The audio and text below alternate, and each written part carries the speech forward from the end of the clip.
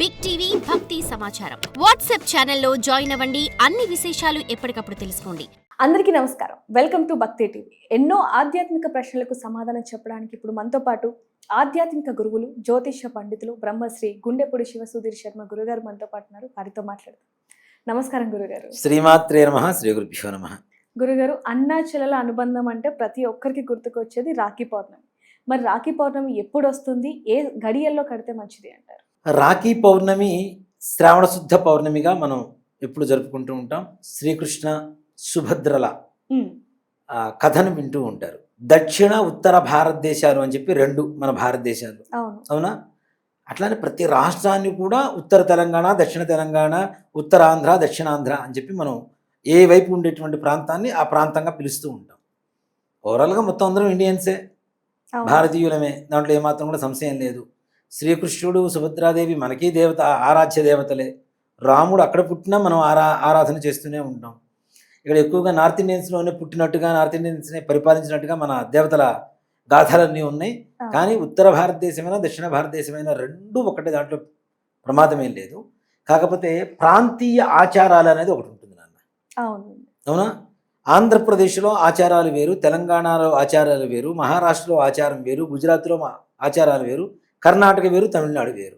ఆయా ప్రాంతాల వాళ్ళు వాళ్ళ ఆచారాలని అంత కట్టుదిట్టంగా పాటిస్తూ వాటిల్నే ప్రపంచానికి తెలియజేసేటువంటి పరిస్థితులు ఉన్నప్పుడు మన ఆచారాన్ని మనం మర్చిపోయి పక్క మన ఆచారాలను నెత్తినేసుకుని తిరగడం ఎంతవరకు కరెక్ట్ అనేటువంటిదే నా వాదన.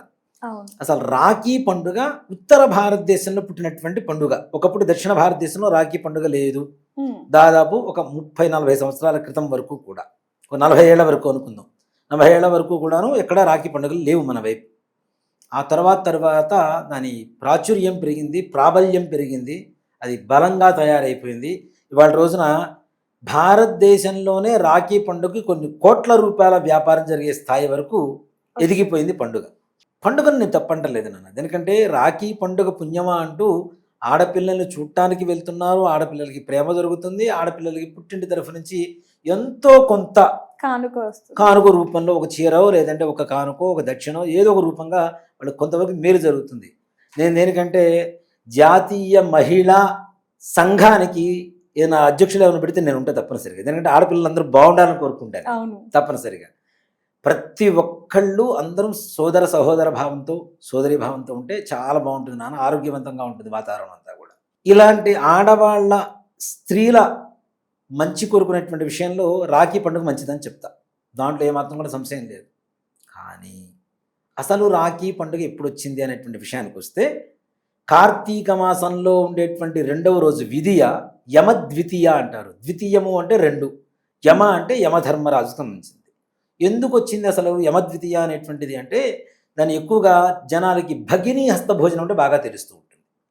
అంటే గురుగారు, చాలా మంది అంటే ఆంధ్ర వాళ్ళు కానీ తెలంగాణ వాళ్ళు కానీ ఆ రోజు అన్నతమ్ములను ఇంటికి పిలిచి భోజనం పెడుతూ ఉంటారు అనేది మాత్రం విన్నాను నేను. అసలు రాఖీ అదేనన్న. ఎందుకు అంటే భగిని అంటే అక్క కానీ చెల్లి కానీ, హస్తము అంటే చెయ్యి, ఆమె చేత్తో వడ్డించినటువంటి భోజనం చేయడమే భగిని హస్త భోజనం అనేటువంటిది ఒక సంప్రదాయం. యమధర్మరాజు ఆయన కాలకృత్యాలలో నిత్యం కూడా తనమునకలై బిజీగా ఉంటూ ఉంటాడు. ఆయన సహోదరి పేరెవరు? యమున. ఆవిడ ప్రతిరోజు ప్రార్థించేదిట, ఒక్కరోజు మా ఇంటికి రావయ్యా భోజనానికి, ఒక్కరోజు రావయ్యా అంటే ఆయనకు అనుకోకుండా కార్తీక మాసంలో రెండవ రోజైనటువంటి విధియ రోజున తీరిక చేసుకొని యమున ఇంటికి వెళ్ళి భోజనం చేసి రక్షాబంధనం కట్టించుకొని ఆవిడ కానుకలు సమర్పించి వచ్చినటువంటి రోజు. అసలు అది భగిని హస్త భోజనం, యమద్వితీయ అనేటువంటిది రాఖీ పండుగ కాదు, రక్షాబంధన పండుగ. రాఖీ అంటే హిందీలో మరి ఇంకో అర్థం ఉందేమో నాకు తెలియదు. రక్షాబంధనం అంటే ఏంటంటే నాన్న, పెళ్ళప్పుడు మీకు కంకణం కడతారా లేదా? కడతారు. ఉపనయనాలప్పుడు, పెళ్లిళ్ళప్పుడు, గృహప్రవేశాలప్పుడు, శంకుస్థాపనప్పుడు, శుభకార్యాలప్పుడు కంకణం కడుతుంటారు. దేంతో కడతారు కంకణం? దారంతో. చక్కగా పసుపు పూసి, ఒక 5 పువ్వులు పోసి, దారం పూసి, దారానికి పసుపు పూసి, మామిడాకో పుష్పమో కట్టేసి అది కడతాం. అది రక్షాబంధన్. దాంట్లో యాంటీబయోటిక్ ఉంటుంది. ఇప్పుడు అమ్మేటువంటి రంగుదారాల్లో పిచ్చి పేపర్లు కలిపి కట్టి డిజైన్లు చేసి, ఇందాక ఒకటి వీడియో చూసా, వాడు భాయను కట్టించుకున్నాడు చేతికి.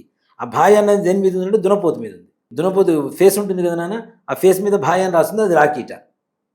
మరి వీడు దున్నపోత అసలు ఏంటనే అర్థం కాని భావస్థితికి దిగజారిపోతున్నాం. అలాంటి పండుగను వదిలేస్తున్నాం. మనది కానిది మనం నెత్తినేసుకొని తిరుగుతున్నాం. చేసుకోండి, రాఖీ పండుగ చేసుకోండి చక్కగా, దాంట్లో ఏం ప్రాబ్లం లేదు. ఆడపిల్లలు మంచి సంతోషంగా చూడండి. దేనికంటే ఆడపిల్లలు పుట్టినప్పటి నుంచి పిడకల్లో పోయేంత వరకు చూడాల్సినటువంటి బాధ్యత పుట్టింటి వారిదే. ఇదేమంటే నేను 100 సార్లు చెప్తే ఎవరితో చెప్పినా కూడా, అవును. పెట్టుకునే బొట్టు కానీ, పెట్టుకునే పూలు కానీ, కట్టుకునే వస్త్రాలు కానీ, పెట్టుకునే నగలు కానీ, తినేటువంటి తిండి కానీ, పెళ్ళైపోయి తర్వాత అత్తగారింటికి వెళ్ళినా సరే ఆడపిల్లకు చూడవలసినటువంటి బాధ్యత అన్నదమ్ములదే. దాంట్లో ఏమాత్రం కూడా సంశయం లేదు. అన్నదమ్ములే చూడాలి గ్యారంటీ, వాళ్ళకి కావాల్సిన తిండి కూడా. ఎవరు ఈ మాట చెబితే ఒక ఆయన అన్నాడు, చాకిరేమో వాళ్ళకి చేయాలి, భోజనమేమో మేము పెట్టారా అంటే, అరే నీ పుట్టింటి నుంచి పుట్టింటి. నీ పేగు బంధాన్ని తెంచుకొని పుట్టినటువంటి ఆడపిల్లకి ఇవ్వడానికి బాధ ఏంటి? ఇప్పుడు మేనమామ మేనత్త అని పిలుస్తాను నాన్న. అవునండి. ఎందుకు పిలుస్తాం మనం మేనమామ మేనత్త అంటే? అర్థం ఏంటి? మేను అంటే శరీరము, శరీరాన్ని పంచుకొని పుట్టినటువంటి వాళ్ళు కాబట్టి మేను అత్త, మేను మామ. దాని చివరికి మన వాడుక భాషలో మేనమామ మేనత్త చేసాం. అవును. మేను అంటే శరీరము, శరీరంలో ఉండేటువంటి రక్త మాంసాన్ని పంచుకొని పుట్టిందే కదా మరి ఇంటి ఆడపడుచు. అవును. ఇంటి ఆడపడుచు సుఖంగా ఉంటే, ఒకటే మాట చెప్తానన్నా, ఒక్క ఆడపిల్ల ఉన్నవాళ్ళైనా 10 మంది ఆడపిల్లలు ఉన్నవాళ్ళైనా ఈ విధంగా చేయడం మొదలు పెట్టండి. మీ ఇంట్లో వేలాది మంది ఆడపిల్లలు పుట్టినా సరే వాళ్ళకి ఇవ్వడానికి కావాల్సినంత సౌభాగ్యాన్ని భగవంతుడు ఇస్తాడు గ్యారంటీగా. ఆడపిల్లలు ఎక్కడ సుఖంగా ఉంటారో, ఎక్కడ సంతోషంగా ఉంటారో, పుట్టింటి వాళ్ళు అంత ఆనందంగా ఉంటారు. దానికి ఏకైక ఉదాహరణ కూడా నేనే. మీరు అనేక సార్లు కూడా మాతో చెప్పడం జరిగింది. మా అక్కలకి, మా చెల్లికి, మా వాళ్ళకి ఏదైనా కావాలి అంటే కావాలి అని కూడా వాళ్ళు అడగరు నన్నేమి, మాకు కావాలరా అని. వాళ్ళు అడగకుండానే ఇచ్చి చేస్తూ ఉంటాను. నిజంగా నేను హ్యాపీగా ఉన్నా, చాలా సంతోషంగా ఉన్నా. అంటే మీరు ఒకటి ఇస్తే మీకు దేవుడు రెండింతలు ఇచ్చారని చెప్పొచ్చు. రెండింతలు కాదు నాన్న, 10 ఇచ్చాడు నాకు. ఇంకో 10 మంది అక్క చెల్లెళ్ళు ఉన్నా హ్యాపీగా. ఇప్పుడు నాకు 2 అక్కలు చెల్లి నాన్న, నేను వీళ్ళకి ఇచ్చుకోవాలి. మా పెదనాన్నగారి పిల్లలు 5 ఆడపిల్లలు, వాళ్ళకు కూడా పసుపుకాయలు పంపించాము మొన్న. అంటే ఏంటి, ఈ 3 పెట్టడం వల్ల ఇంకో 5 పెట్టే స్తోమత ఇచ్చాడు కదా భగవంతుడు. 8 మందికి పెడుతున్నాము, 8 మందికి పెడితే 80 మందికి పెట్టేంత సౌభాగ్యాన్ని ఇస్తాడు భగవంతుడు మనకి. అది గమనించాలి మొట్టమొదటిగా. ఇక రాఖీ పండగ రోజున ఏ సమయంలో రాఖీ కట్టుకోవాలి? దరిద్రంలో, నిత్య దరిద్రంలో, అష్టదరిద్రంలో అసలైన దరిద్రం అంటే ఇదే. అంటే ఏ సమయంలో కట్టాలి అని అదే చెప్తాను నాన్న. అసలు దీనికి సమయాలు లేవు నాన్న. కొత్తగా పండితులు కొత్త సమయాలు తీసుకొచ్చి భద్రాకాలం, వర్జ్యం, దుర్ముహూర్తం, రాహుకాలం, యమగండం, గుళికాకాలం అనేక రకాల కాలాలు తీసుకొచ్చి ఈ సమయంలోనే కట్టుకోవాలని చెప్పి ఒక నిర్ణయం చేస్తున్నారు చూసారా. దీనంత దౌర్భాగ్య పరిస్థితి ప్రపంచానికి ఇంకోటి లేదు కాక లేదు. మీరు ఎక్కడో ప్రపంచంలో ఒక మూల ఉంటారు నాన్న, ఒక రాష్ట్రంలోనే అనుకుందాం ఒక మూల ఉంటారు, నేను ఎక్కడో మూల ఉంటా. మీ దగ్గరకు పొద్దున బయలుదేరితే రాత్రికి వచ్చి మీ ఇంటికి, మీరు మా చెల్లి అనుకుంటాం, మీ ఇంటికి వచ్చా. రాత్రికి వస్తే రాఖీ కట్టరా మీరు? కడతాము. ముహూర్తం అయిపోయింది కట్టని చెప్తారా? లేదు. ముహూర్తం అయిపోయింది కట్టించుకొని చెప్పి నేను వెనక్కి వస్తానా కదా. దానికి భద్రాకాలం అభద్రాకాలం ఇవి ఏంటి నాన్న?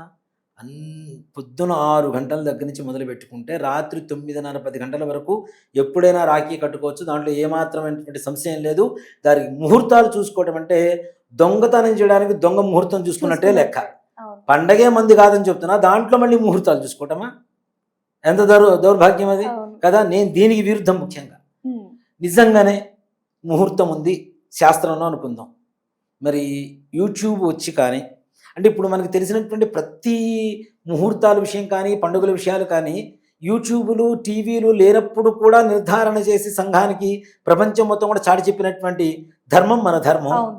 అట్లాంటిది అందరికీ చెప్పడానికి సానుకూలంగా యూట్యూబ్లు వచ్చినాయి, మీడియాలు వచ్చినాయి, టీవీలు వచ్చినాయి, టీవీ షోలు వచ్చినాయి, ఇవన్నీ వచ్చినాయి కదా.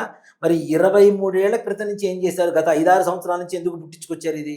మిగిలిన అన్ని సంవత్సరాలు ఏం చేశారు మరి చెప్పకుండా? చెప్పాల్సిన బాధ్యత మీదే కదా, ముందుకు వచ్చి చెప్పాలి కదా. ఎందుకు చెప్పట్లేదు అంటే అసలు లేని దాన్ని క్రియేట్ చేసుకోవడానికి ఇన్నేళ్ళు పట్టింది వీళ్ళకి. 5-6 ఏళ్ల నుంచి జనాల మీద రుద్దడం మొదలు పెడుతున్నారు. దీన్ని మన వాళ్ళు ఏం చేస్తారంటే, గొర్రె ఇది ఉంటుంది చూడండి, ఒక మందలోంచి ఒక చోట పక్కకి వెళ్ళిపోతే దాని వెనక అన్ని వెళ్ళిపోతుంది.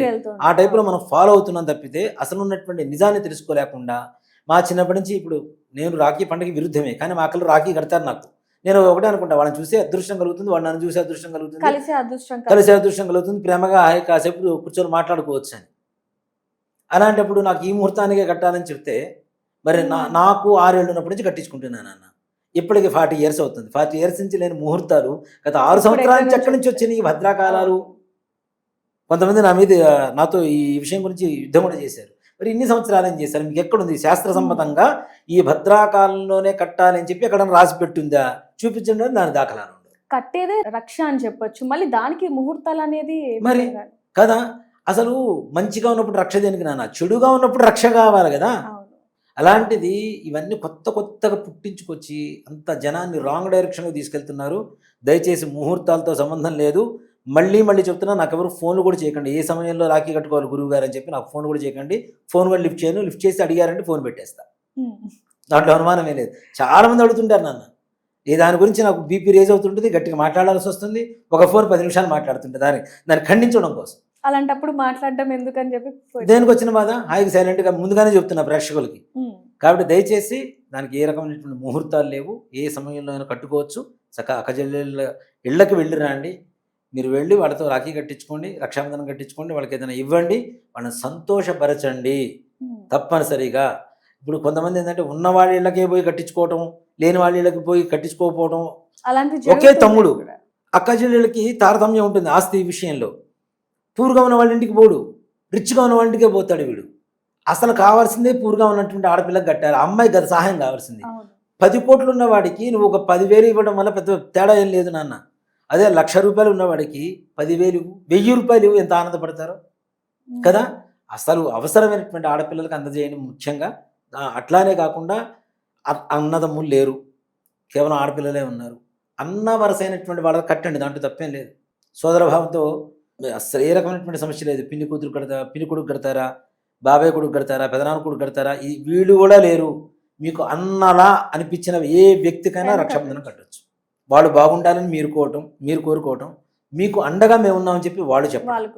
ఈ రెండిటి భావనే రక్షాబంధన పండుగ. థ్యాంక్ యూ గురుగారు, రక్షాబంధన్ గురించి చాలా చక్కగా వివరించారు. థ్యాంక్ యూ అండి. శ్రీమాత్రే నమః, శ్రీ గురుభ్యో నమః. For more videos like this, subscribe Big TV channel.